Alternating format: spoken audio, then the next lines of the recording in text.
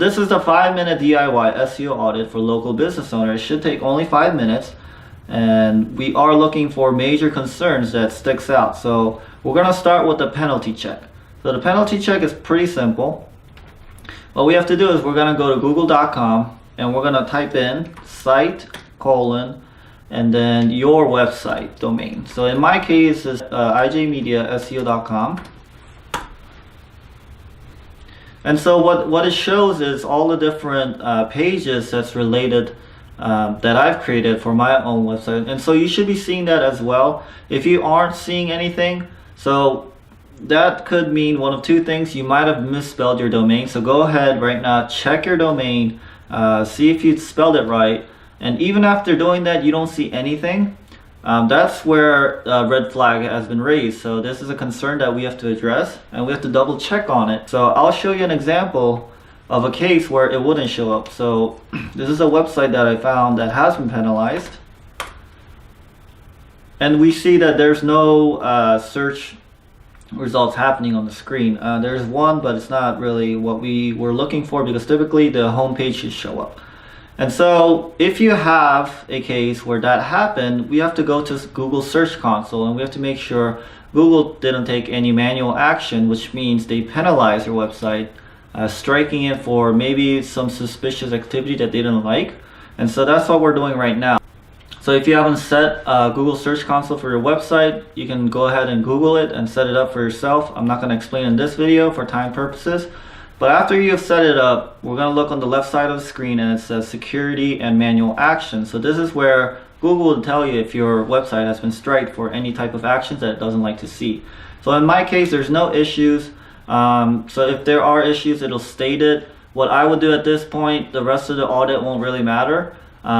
You have to consult either with an SEO professional or with Google to see what the actual issue is and see if there's anything that you can address it. So now we go into step 2. It's been pretty simple so far. This step is also very simple. What we have to do actually is we have to download a plugin called SEO Minion. And so this is a simple plugin that is very useful for what we are trying to do on this step. And so on this step, what we're trying to see is if there's the right keywords that we're using within the title of the homepage.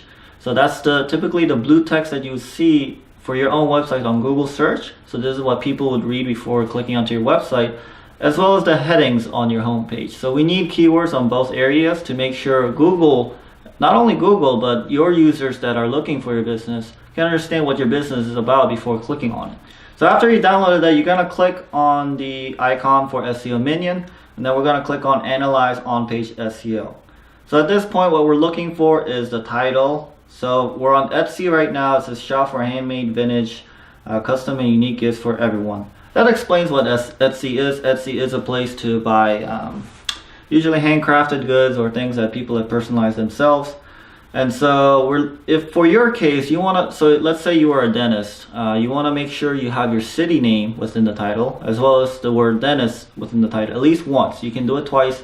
Don't stuff it, don't overdo it, make it look natural. Just make it descriptive for your business. So then this next section that we're looking at is the headings.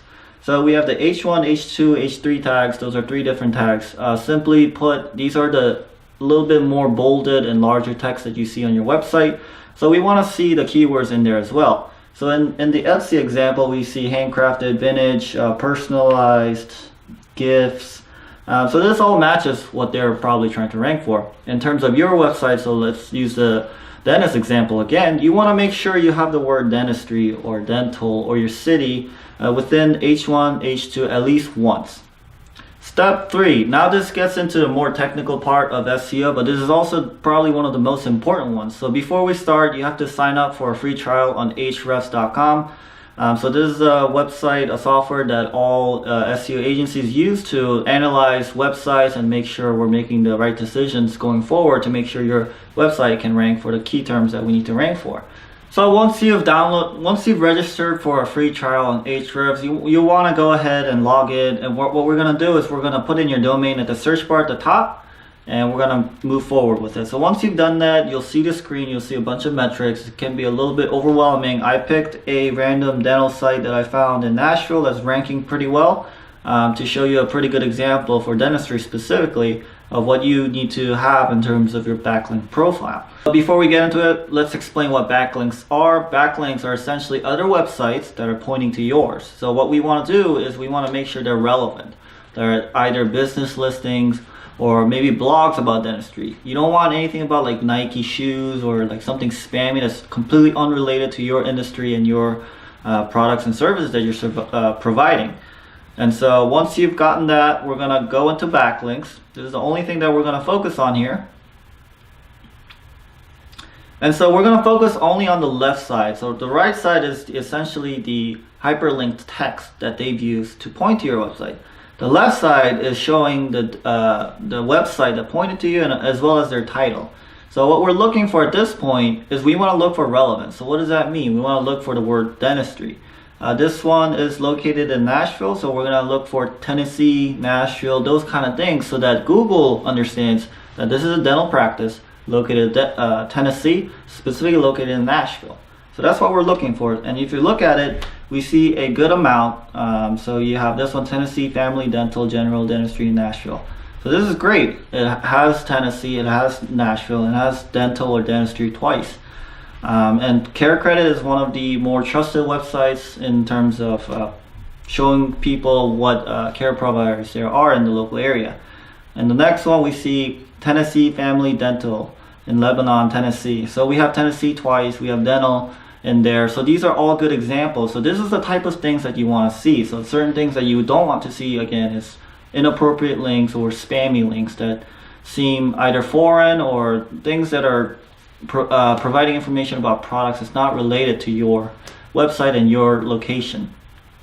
So let's say you had a brand new website. You're not going to see anything on this if you have done no SEO at all. And that's completely normal, and there's nothing to be alarmed of it. If you have any instances of these spammy or inappropriate links, this is the time to reach out to an SEO expert to take care of that. Because we have to look at the entire website as a whole and see what's going on and see what the next step should be to make sure you're not being held back from the potential rankings that you can have and bringing in more people into your website and ultimately getting more conversions. So this marks the end of the SEO audit. It took a little bit more than 5 minutes because I had to explain every step, but this shouldn't take more than 5 minutes for you. And so it's pretty simple, pretty laid out, and we're looking for critical problems that your website might have if it's not getting any new customers.